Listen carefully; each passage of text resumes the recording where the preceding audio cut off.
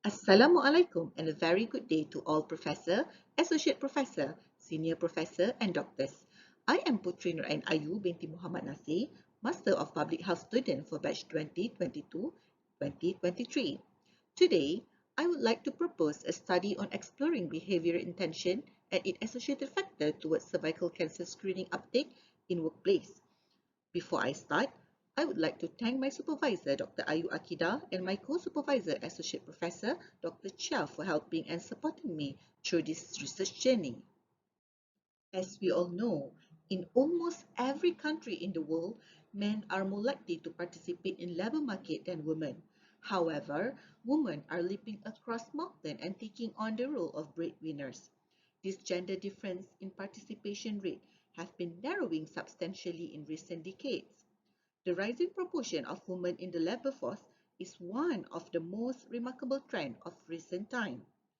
But the rising participation of women in the workforce has resulted in multiple risks for the emergence of non-communicable disease.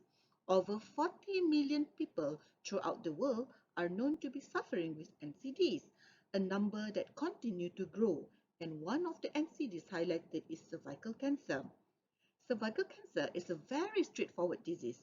It is the most preventable woman malignancy and highly treatable when detected and treated early.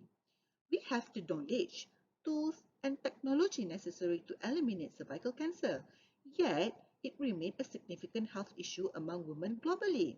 Among all cancer-related deaths, cervical cancer ranked fourth as in 2020, 604,000 new cases, and 342,000 deaths were reported worldwide. It is the third most prevalent and fourth most fatal cancer among women in Malaysia. Screening and preventive measures of cervical cancer are a best buy in public health. It lessens the burden of treating precancerous and invasive cancer. Since 1969, pap smear is one and only method used for cervical cancer screening in Malaysia. The government has supported opportunistic screening by providing free pap smear tests for all. Yet, the uptake of pap tests among Malaysian women is still low. Just 47.3% of total population had one. Poor knowledge, stigma, negative experience with procedure all have been claimed as reason for the lack of participation in cervical cancer screening.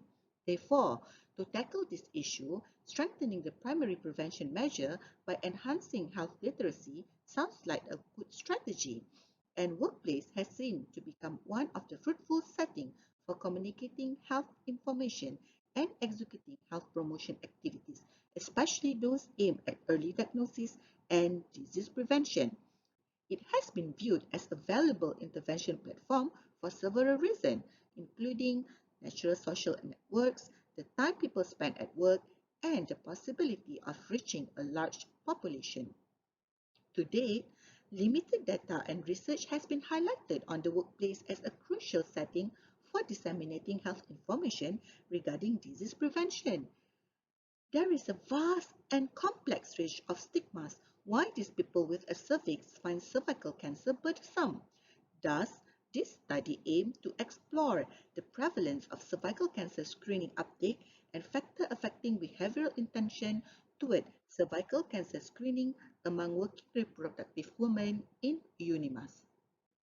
With problem mentioned just now, it brings us to the thought of what is the socio-demographic characteristic of working reproductive women in UNIMAS, what is the prevalence of cervical cancer screening uptake among them, what is their knowledge about cervical cancer and HPV infection, what are their perceived susceptibility, perceived benefit, perceived barriers, and social norm towards cervical cancer screening, and is there any association between all the associated factors with behavioral intention toward cervical cancer screening? Thus, this conceptual framework was designed to study the relationship between the associated factor with the behavioral intention toward the uptake of cervical cancer screening. The conceptual framework was constructed based on theory of reason action and health belief model.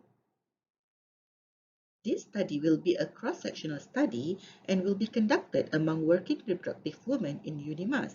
It open to all women staff aged between 20 to 65 years and those who had hysterectomy done will be excluded.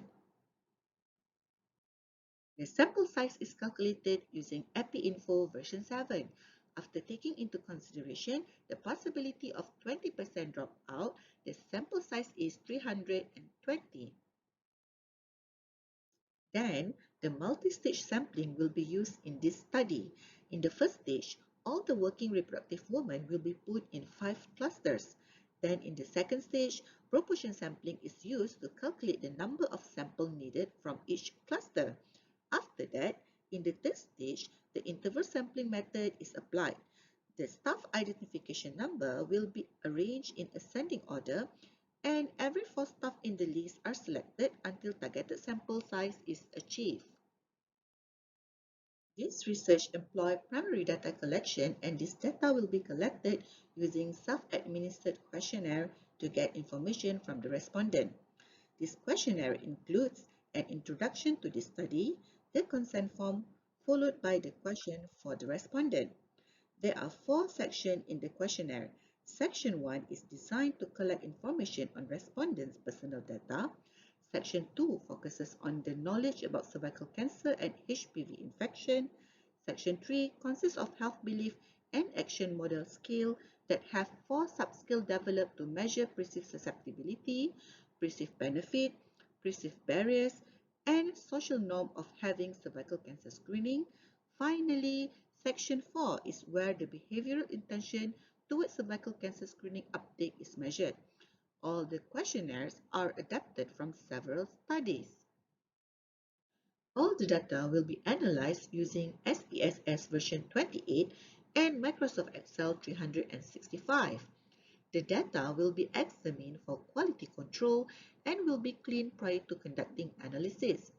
Then, the descriptive and inferential analysis will be applied to the clean dataset to describe the sample and to address the research objective. Level of statistical significance is set at 0.05 and will be used for all statistical analysis.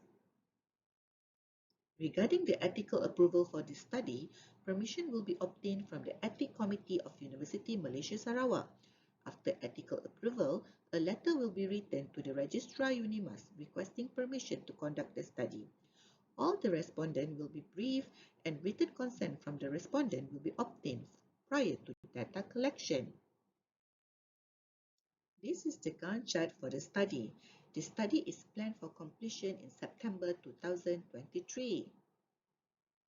Lastly, here is the list of references I used in my proposal. I believe this research addresses the public health needs and intervention can be done based on this research finding if necessary. That's all from me. Thank you once again and Happy New Year!